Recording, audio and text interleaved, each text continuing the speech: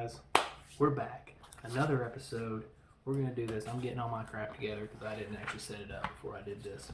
But before I get into this, I've had some, they aren't like negative comments about my reviews, but they are basically, I've had one person say, like, the quote was, if you gave On Her Majesty's Secret Service a 9 out of 10, you must have given Godfather a 14 out of 10. So I've got to kind of explain my reviews right now, I feel like. I'm not reviewing these as films. I'm not reviewing these as like in the whole universe of film. I'm reviewing these as Bond films. So I'm putting On Her Majesty's Secret Service against everything I've seen before, or all the Bond, stuff like that. Because, I mean, if we're like analyzing everything, to put this up against The Godfather is completely unfair because this is not the same movie. If you're doing this as a film itself, I mean, none of these gets above like a 6 or a 7. So, I mean, and I don't really go into these reviews analyzing everything. I'm not like, oh, the emotion he shows in this one scene is just, it harks back all the way to the other Bonds. You know, I don't do that. Mine is more of a gun go pew type review. So I'm just wanting you to know, like, this is not meant to be a real review, a professional review of any kind. This is just me having fun and just being funny, trying to be funny. I may not be funny to y'all, but let's just get to the movie. This time, okay, we're back to form. This is The Spy Who Loved Me, 1977. Directed by Lewis Gilbert in his second run here.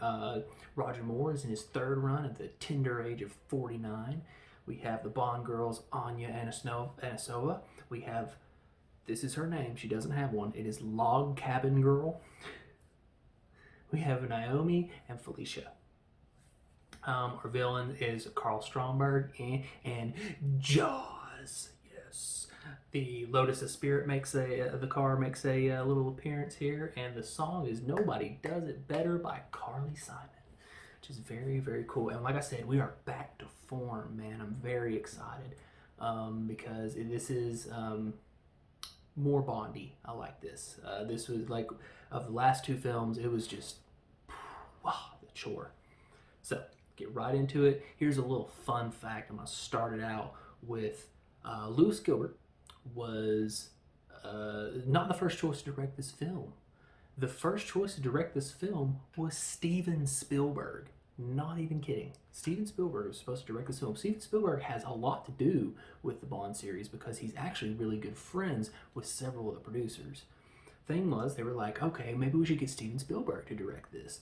And what ended up happening was they were like, well, he's kind of green, you know, maybe we should wait to see how his new film does. Well, let's see how well this new film he just put out in theaters does, and then we'll see if we want him to do it. We'll see how this movie Jaws does.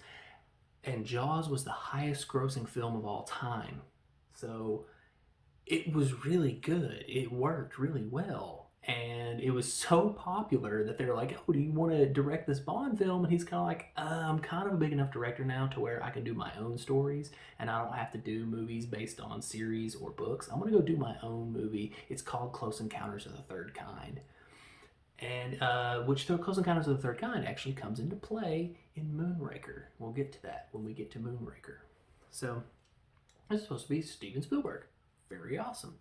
But we open much like one of our other Bond movies, where we have a submarine, it's a submarine thing, and the submarine are being taken. The submarines are the nuclear submarines are being taken. You don't know what's going on.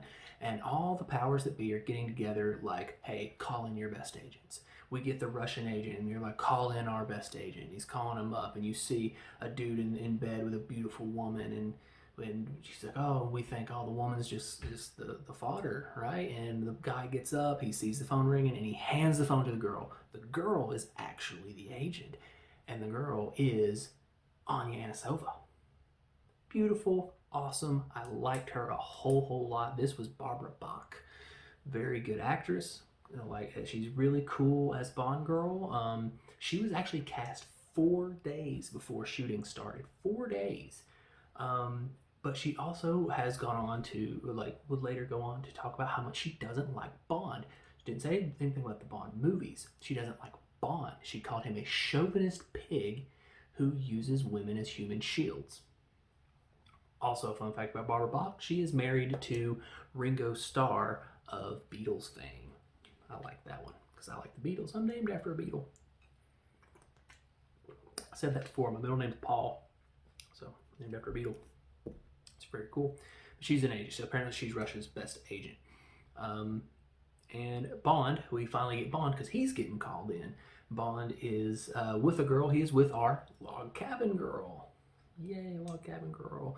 Beautiful, but doesn't really do much. And he gets up. He's like, well, I gotta go. She's like, but I need you, Bond. Yeah, well, England needs me too. And he gets on his skis and he's going, but she's turns out to be bad. She betrays him. She's like, yeah, he's leaving. Get him. And then we get some skiing and some pew, pew, pew, pew, pew. Assassins, you know, guns go pew. And we're chasing her down. He does this awesome little stunt where he flies off the cliff. He's just floating down. The skis come off. Union Jack freaking parachute opens and he floats down. Cool stunt. I love that stunt. And it was actually supposed to be in On Her Majesty's Secret Service. Remember, he skis a lot in that one. He skied off the edge and he was supposed to open his parachute. But they didn't have the money or really the technology to do it. They didn't have the equipment to do it. So it didn't happen. We move on here. It's all right. Let's see.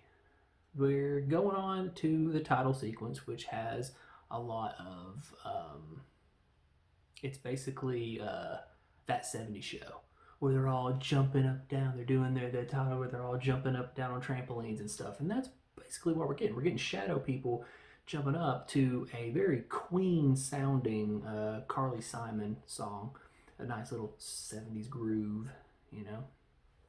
But we get it. Not the greatest opening, but a cool song. I like the song quite a bit, and the song's cool. But we start out, boom. We go straight into Bond.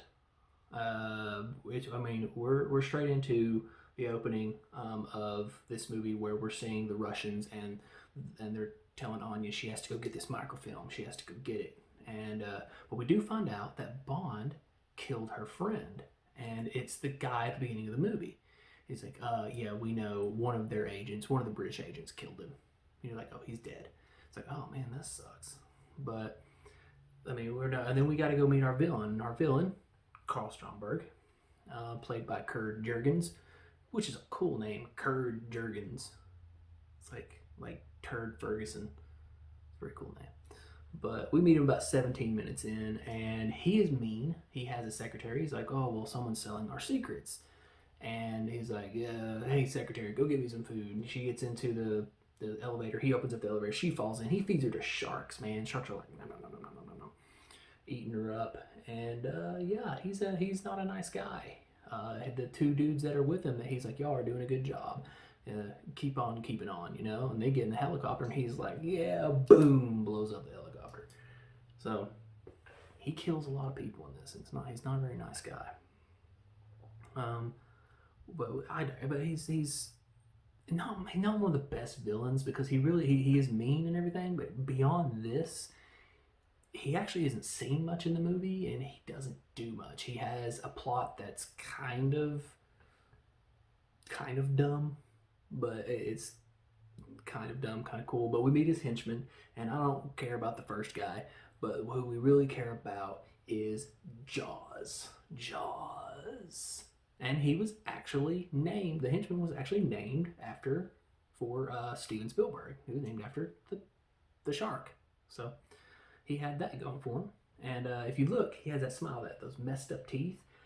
He's played by Richard Kiel. Richard Kiel, 7'2", large man. And he had these teeth, but he could only put them in for about 30 seconds to a minute at a time because they were so painful, and he would gag on them. They were so big. And they were actually designed by Catherine Kubrick, who is Stanley Kubrick's stepdaughter. So, a little bit of a link between Stanley Kubrick and this film, but it's not the only one. Now, skip forward a little bit. Bond's in the desert. He's like Bond of Arabia over here, doing his thing. I had to get it from The Guardian, so shout out to The Guardian, I guess. But he looks just like Lawrence of Arabia. Lawrence of Arabia, kind of the same thing. It's kind of weird, but that's how they do it in Cairo. You dress like that so you can keep the sun off of you in the desert. So it's not that bad. But 24 minutes in, we meet Felicia. Felicia is a regular sex pot Bond girl, and he's like, oh, so where's your boss? Blah, blah, blah. And she's just like, so let's do something else, And they start kind of get a little kiss action, but someone breaks in, and he turns her around and uses her as a human shield, which could be what Barbara Bach was talking about. He's a chauvinist pig that uses women as human shields. This could have been it. So it happens. But right after this, he's taking the henchman that just broke in, and he's going to fight her. And it's the other henchman that was with Jaws. But they're fighting. They're doing this little thing on the roof. It's kind of cool, kind of not, because they both really can't fight that well. And the big dude's about to fall off, but he grabs Bond's tie, and he's like, tell me where he is. He's like, oh, the pyramids, okay. And he chops the tie anyway. Kills the guy. The guy gives him the information. He kills him anyway. It's like, all right. I mean, you could have been nicer about it, but whatever. But we go to the pyramids, and there's a dude that knows the information. Bond's going to chase him down, but so is Jaws. And Jaws, he's like, no, I'm going to get away from you. This guy jumps into this cage and locks it with a chain, and Jaws is like, he bites through the chain. The chain is made of licorice. He bites right through it. He breaks in, and he kills the guy by biting him like Dracula style, and it's slow, and he's just like, it's like really slow, and he dies. It's awful. I mean, it's a pretty awful way to die, I guess. But we get, skip forward a little bit more, because there's a lot to skip forward. There's a lot of, the reason why I'm skipping so much is because there's actually a lot of scenes to talk about that are either cool, funny, dumb, or something like that. There's actually a lot of scenes in here to talk about. This is kind of, I usually can skip through these pretty quickly. But we are in a bar because we found where the microfilm is. We know who has it, and Anya and Bond are there. They are not working together yet, but they know they're after the same thing. And there's a point where they sit down, and Bond's like, oh, Anya, how's it going? They don't really know each other. They've never said each other's name, but he's like, Anya, oh yeah, she'll have a Bacardi. And she's like, he'll have a vodka martini, shaken, not stirred. And he's like, oh, okay, so we know each other. And she does this thing that it caught me off guard, and it was really cool at the same time, where she's like, yeah, James Bond, and she's raffling off facts about him. And in the last fact she said, she's like, yeah, James Bond has had many women, but has only been married once. And it shoots back to Roger Moore, and he's like, all right, that's enough. And it's like, you can tell that the marriage thing still hurts him. And also, this is the first time they've even mentioned him having a wife since it happened, since On Her Majesty's Secret Service.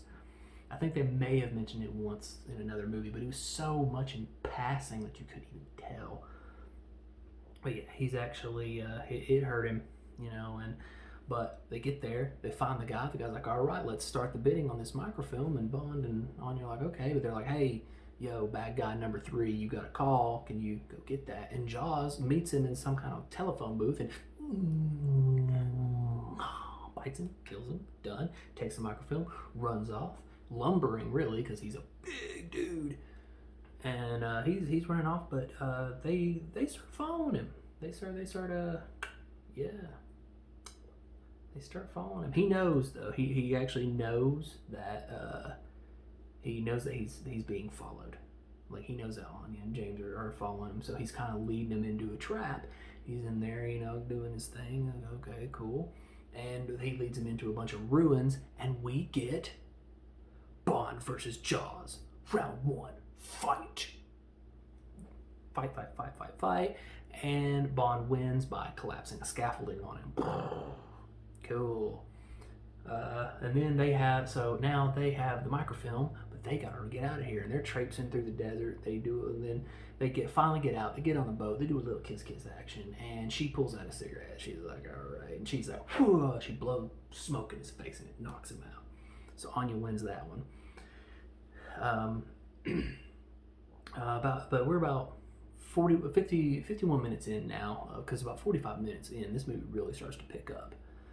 51 minutes in now, Bond wakes up and he's just like going. He's like, where is she? He finds this little hut, and M and Q are in there. It's basically the headquarters now. It's a little mobile headquarters.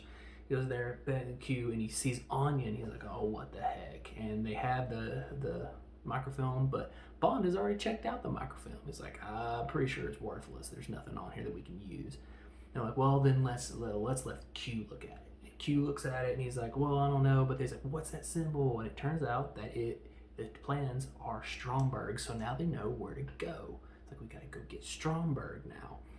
And they're like, well, Bond, Anya, y'all have to work together now. And it's like, oh no. So Bond and Anya are like, okay, we gotta go. Let's get on this train. Let's go find the Stromberg guy. Let's get him. They get on the train, but they're having a little, what's going on? And Bond's in this car, and then she's in this car. She opens up the closet, and oh my God, it's Jaws. And he's like, oh, he's gonna take her out. And then we get Bond versus Jaws, round 2, fight. And they are battling it out, and once again, James Bond wins by taking a lamp and shoving it in his mouth and shocking his teeth, and then boots him out the window. It's like, get out of here, you suck. Out there, he's already been beaten up, though. He got a little bite action, He got like Mike Tyson did, just, got me, He gets out there, and Bond and Anya are in there. She's like, you saved my life. And he's like, yeah, I know, what's up? What's up, girl? And Bond and Anya get a little kiss action. So they do what the Bond do. They do some bonding. It's all right. But they get off the train, and now we got to get to where we're going, and we see the Lotus's Spirit. Such an awesome car. This car looks like a Lamborghini, but it's wicked cool. And this movie made this car so popular that people who wanted this car had to be put on a waiting list for 3 years. 3 years to get this car. Such an awesome car, though. Man, it's so cool. But we go out, they're going, and we get to the bad guy's lair. It's there. We found it. And we meet Naomi, who I think is the prettiest girl of this film. She's awesome, but she's a baddie. She's a bad girl. Bad, naughty girl. And they get out. They don't learn anything, but they get out, and we go to Car Chase City again. 7 minutes. 7-minute car chase, and it's just not just 2 cars. It starts out with them being chased by a motorcycle. Cool. They're being chased by a motorcycle. All right. And this motorcycle has a sidecar, but this sidecar's a freaking missile. Ooh, Bond dodges it, boom, and then knocks the freaking motorcycle guy off the cliff. He's falling like the dude in Majesty's Secret Service, where he's like, yay! It's crazy. Cool little death. And then you're like, okay, well that's over, that's fine. But then a car starts chasing him, and inside this car is Jaws, and he's like, pop, pop, pop, and like going crazy, shooting him freaking GTA Compton style, pop, pop, pop, going out there. And but Bond's like, yeah, I got this. Mud screen. They can't see. They go off the side of the road, and you're like, okay, it could be over. But then there's a freaking helicopter, and in there's Naomi. She's like, I've got you, And Bond's like, yeah, screw this, go up here, on the pier, off the pier, into the water, just whoosh. We're like, whoa, okay, this is cool, what's gonna happen? And then the Lotus becomes a Botus. It sprouts little fins and everything, shields up, and they're just floating down like a submarine. Looks like this. Here's the thing about that car. That car is now owned by Tesla's own Elon Musk. He bought it for $989,000. Not because just because he's a Bond fan, because he wants to turn it into a real car. He wants a car that can become amphibious, and for some reason he thinks this car is going to cause that. It's like, cool, whatever. But he's there underwater. They got the floaty, and he's like, well, I got this. Flick a switch, missile, boom. Helicopter's gone. Naomi's dead. Okay, cool. And then it's like, all right. There you go. They drove out, but they see the bad guy. They look in on his plans. They know some nukes are coming. All right. That's all right, but then what happens? This chase ain't over. No. We got swimmers coming out like Sea-Lab. If you're looking for me, like things like that. And he has harpoons and he's shooting them out of the front of the car, killing folks, bombs and everything. And it's not over yet because there's a big old submarine coming after him. It's just it's a little ball that's coming at him. And he's chasing him. He's like, man, what are we gonna do? He hits the smoke screen. They fly out, we can't see. But then Anya switches over. She's like, hits a switch and a mine comes out, boom, blows up the sub. And even Bond's like, how did you know? How did you know that switch would do that? And she's like, this is literally what she says. I've had the blueprints for this car for 2 years. Super awesome. Love that stuff. This was one of the coolest car chases, man. I have to say this is easily the best car chase of the series, and this ranks for me up there with like the ninjas fight or the psychotic freaking car chase in Dr. No, or any of the other ones, really. Not Dr. No, but any of the other ones. I mean, this gets right up there. I love it. This is so good. But she knows about the blueprints anyway. We're escaping. It's fine. They're done. They're in their hotel chilling, and then we get a little bit of meat and potatoes, a little bit of vegetables with our meat and potato, a little side story action. Because she finds out through a little dialogue that Bond may have been the one that had killed her lover, killed her friend. He's like, oh, I was in this area at this time. You were? Did you kill someone? And Bond's like, you know what? I did kill him. It was my job. And she's like, when this is all over, I'm gonna kill you. And it's like, oh, so they're working together, but this is crazy. So let's skip forward. We're going straight to the third act because this is where we're moving along. This is fantastic. So the boat, there's a boat. You see a sub. Boat eats the sub. Nom nom nom nom. You find out what happens. The thing is, Bond and Anya are on that sub. Like, okay, we got the second nuclear sub, and we find out that it is Carl Stromberg. He has this giant boat, this super tanker, and he's eating these things, you know. You find out all this, and the super tanker looks like this. The thing about the super tanker, if you look at it, it's very pretty.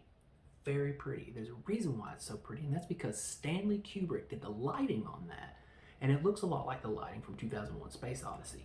So that dude knows how to set up a shot, for sure. But eats it up, and then we find the bad guy's plan. He has a plan. The plan is he's going to blow up the world, and he's going to start a new world down below the sea, because 70% of the sea is completely unexplored.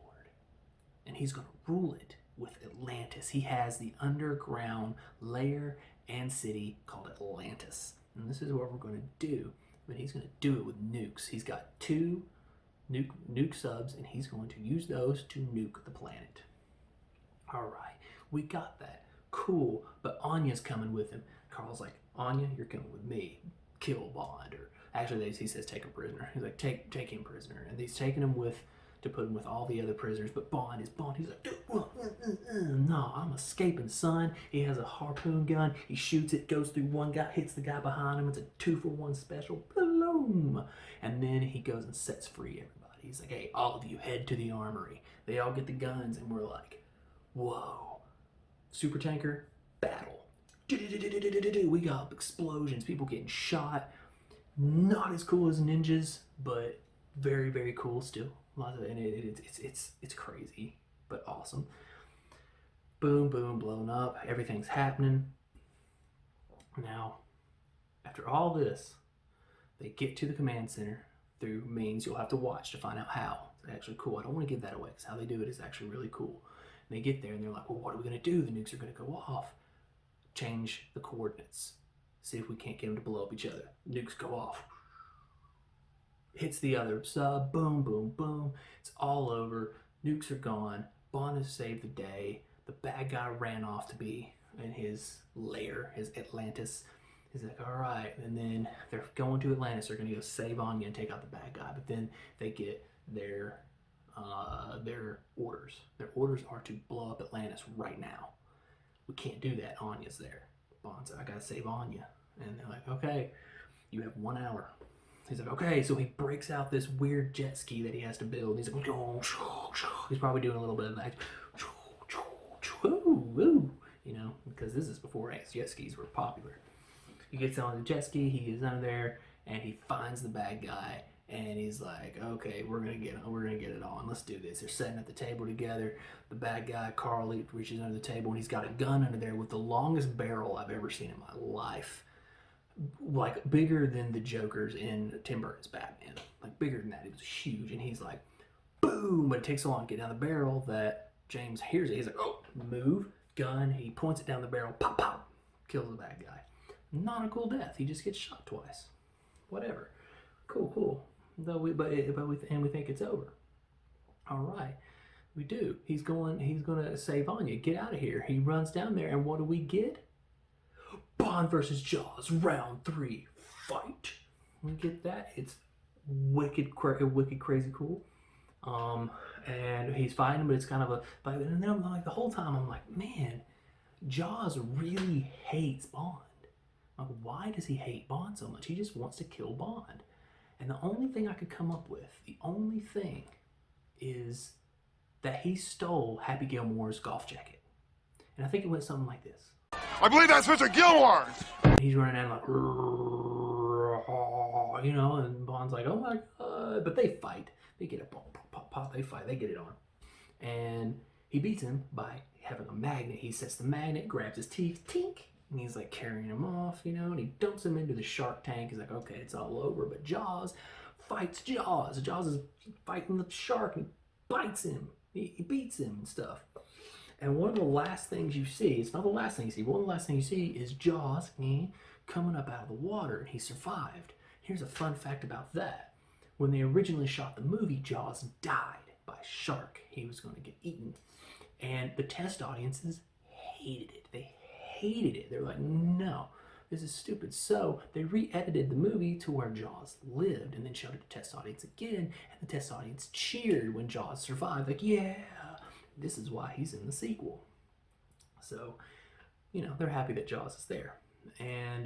But at the end of it, Anya and Bond, they survived. They've got everything they need. They've saved the day. They're in there doing some kiss action. They're gonna get it on, you know, like that. But the British intelligence, everyone finally is like, whoa, what are you doing, Bond? That's a shameful thing. What are you doing? And Bond's like, keeping the British end up. Hits the freaking curtains and they come up. Credits roll. Happy ending. The Spy Who Loved Me. Cool little movie. I actually like this. The only problem I had with it is that this dragged quite a bit. I hit a lot of points. Now, I said that there's a lot of scenes to talk about in this, but the thing is that most of these scenes are 2 to 3 minutes long, and except for the chase, which was 7. And while 2 to 3 minutes, 7 minutes, they add up to something, they don't add up to 2 hours and 5 minutes, which is what this movie was. So there's about 30, 40 minutes like that. It's just, this is dragging on, but still better than the last 2. And I cannot say that this was better than, you know, like Dr. No and stuff like that. But so this is a solid 7 out of 10. Not bad. And Roger Moore's finding his footing, which is nice. Huge body count. He had a body count of 31. Love count of 2. I like this. This was cool. It's a cool little movie. And next I get to watch Moonraker, which brings me into Moonraker. Moonraker, Lewis Gilbert in his 3rd directing thing. Roger Moore's Bond for the 4th time. We have Holly Goodhead, Corinne Dufour, Manila, her name, and another one that doesn't have a name, Jet Hostess. We have Hugo Drax as the villain and the return of Jaws, but maybe he becomes a good guy. He might. And we have the only the only Bond movie without a Bond car. He drives an MP Roadster in it, but it's not a Bond car. It's just a car. So this one's one I'm actually excited about. I actually like Moonraker quite a bit. So yeah, but that'll be the next time. And wanted to say that you will probably get that tomorrow. Maybe, I'm not going to say it, but I'm not going to say for sure, but maybe for your eyes only tomorrow as well. There will be no videos Saturday or Sunday. I have prior engagements. I have priorities that I have on Saturdays and Sundays, and that is my wrestling podcast. That is with my friends. It takes precedence over this. It does. And I've also been thinking about possibly making an announcement whenever I finish this up. So we don't know. But this has been my 10th episode, my 10th Bond episode. It's really cool. But wanted to say thank you for watching again. And hopefully you'll be back for the next one. Thank you.